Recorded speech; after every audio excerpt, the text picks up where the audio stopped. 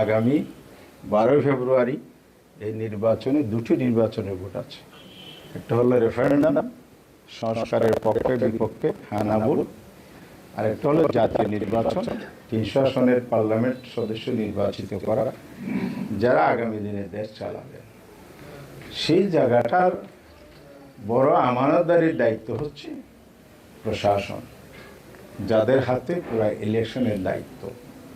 ওনারা যদি নিরপেক্ষ না হন, ওনারা যদি বায়াস হন, ওনারা যদি ফেসিবাদের দোসর হয়ে কাজ করেন, নির্বাচন বানচালের ষড়যন্ত্রের সাথে লিপ্ত হয়ে যান, তাহলে এটা জাতির জন্য বড় দুর্ভাগ্যজনক হবে।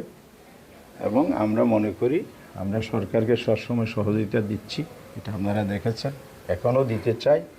সুষ্ঠু একটা নির্বাচন হোক, এটা আমরা চাই।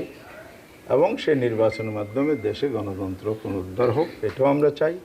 আগামী দিনে বাংলাদেশ নতুন প্রজন্মের প্রত্যাশা, জীবন দেয়া, হাদির শাহাদাত, আবু সাইদ মুদ্দের জীবন দেয়া, এরকম প্রায় ১৫০০ তরুণের জীবন দেওয়ার মধ্যে দিয়ে যে দেশটি মুক্ত হয়েছে, সেই দেশটা আবার ফেসিবাদের কলবলে পড়ুক, এটা আমরা কোনোভাবে চাই না। দেশ এবং জাতি এটা মেনে নিবে না। তার বেআইনিভাবে আমার মনোনয়ন বাতিল করা হয়েছে, এই আইনের ব্যাখ্যাটা আমি দিচ্ছি। 11(4) হলো কোর্টের এখতিয়ার, পাওয়ার অফ দ্য কোর্ট। এই বলে ওনারা আদালত অবমাননার এই ধারায় আমাকে 3 মাসের সাজা দিয়েছিলেন।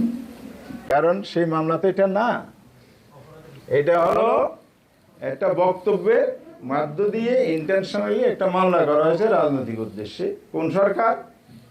যারা মানুষ খুন করেছে, গুম করেছে এবং আদালতের দরজার উপর লাঠি মেরেছে,